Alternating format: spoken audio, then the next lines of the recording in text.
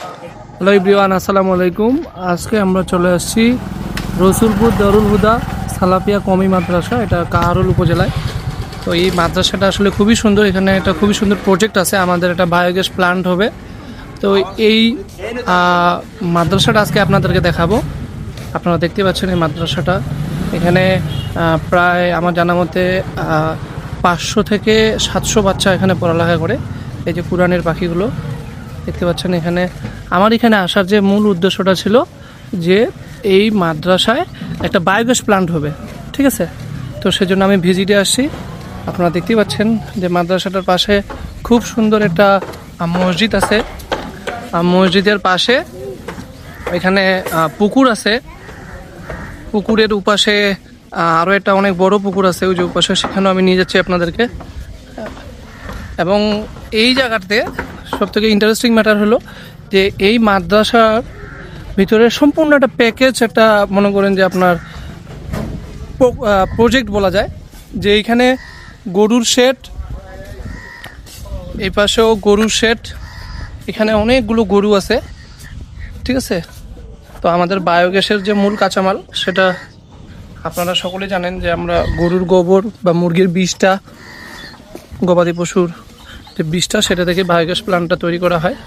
যে এই পাশেও আপনারা দেখতে পাচ্ছেন অনেকগুলো গরু এখানে আছে, যে ভাই খাওয়াচ্ছে। আর একটা জিনিস আপনাদের সঙ্গে শেয়ার করব, সেটা হলো এই যে পিছন সাইডটা দেখছেন কি সুন্দর একটা পুকুর। এবং এই পুকুরের যে উপরে দেখেন ওই যে উপাশে, এটা হলো লেয়ার মুরগির শেড। লেয়ার মুরগির বিষটাটা সরাসরি পুকুরে চলে যায়, ঠিক আছে। এবং এই যে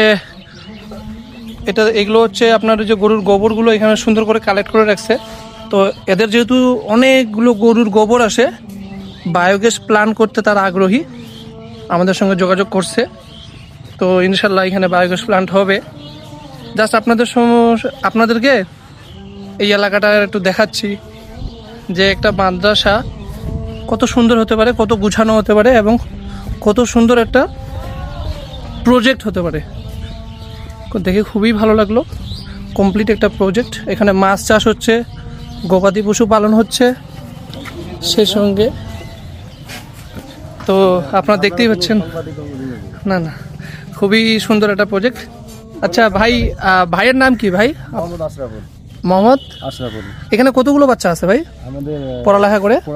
আমার 450 ভর্তি আছে। আচ্ছা, আবাসিক আছে? আবাসিক অনাবাসিক দুটোই আছে না? বাহ, মানে হেফজখানাও আছে এখানে, কোরআনের হাফেজও আছে। মাশাআল্লাহ। এদিকে আছে মহিলা। আচ্ছা, এদিকে আছে বালক। আচ্ছা, বালক বালিকা দুটাই আছে না? বাহ, কি সুন্দর। মানে ধরেন 400-র মতো ছাত্রছাত্রীর মধ্যে আছে আর কি। আচ্ছা আচ্ছা। তাতে হোস্টেলে খায় আমাদের 350। হোস্টেলে মানে আমাদের বোর্ডিং এ যে খাওয়া দাওয়াটা হয়।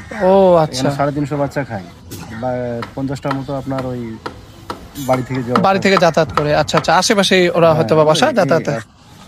খুব সুন্দর লাগলো এটা। আমার জানা মতে এই মাদ্রাসার যে ওনার বা যে মালিক, তিনি ইউএসএ প্রবাসী নাকি? আমেরিকায় থাকে উনি।